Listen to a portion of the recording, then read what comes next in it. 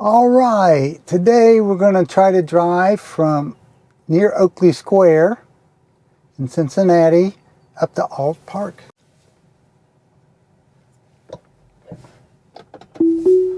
FSD now. We got a car coming, and that was very nicely handled. Let's go ahead and start this. We do have speed bumps in the road here. It'd be nice to slow down. It's pretty well visualized. Slow down a little bit. Okay, got a car coming. Okay, really should get over here more. Just hogging the road. Okay, we got another car coming. Still not on FSD yet.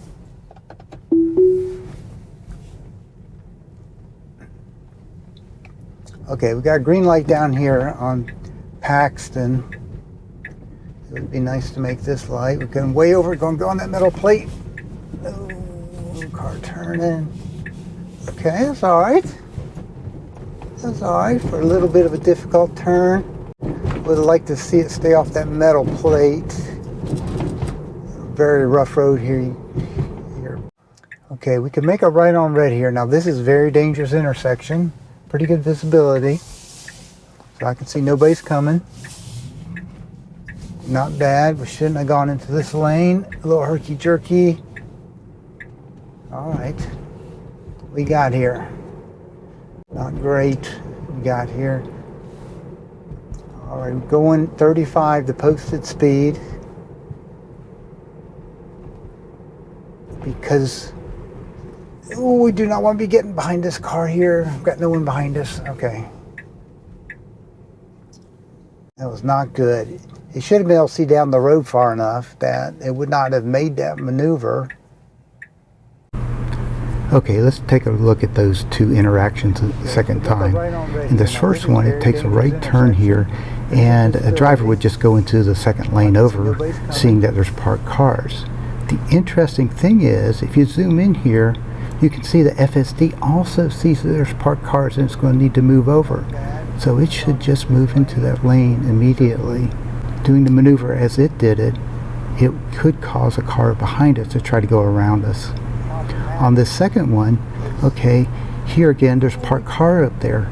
And the interesting thing is, once again, FSD sees the car up there parked and knows it's going to have to go around it.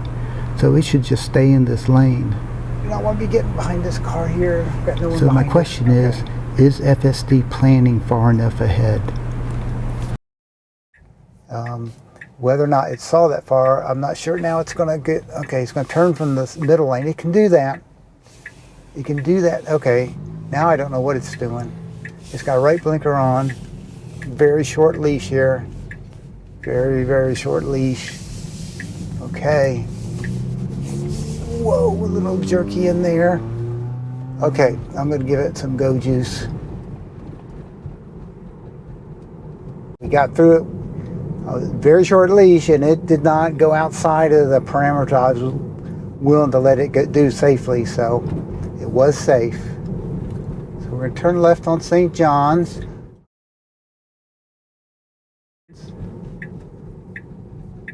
Okay, we're not getting very far over into the turn lane. There's no traffic coming, so I'll let that one ride. Okay. All right, pretty good visibility here. Creeping for visibility is pretty good. Okay, not really going. All right, off we go. Maybe one day I'll take you for a ride up here to see the observatory. In-town observatory.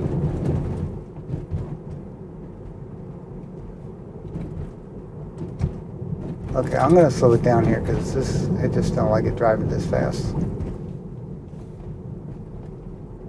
I assume that has the speed limit correct, but 30 is just a little bit out of control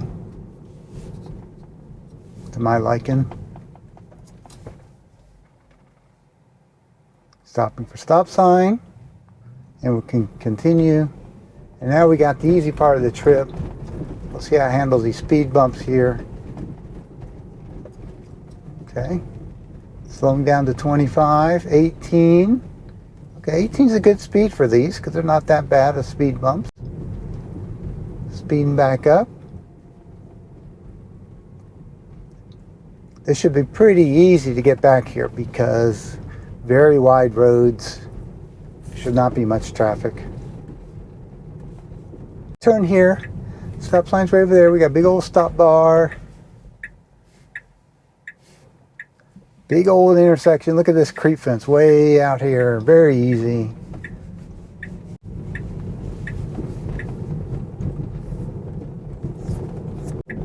Now this is interesting. It's swinging over a little bit. That's fine. The blinker was unnecessary. I mean, inappropriate even. But we'll take it out of self-driving.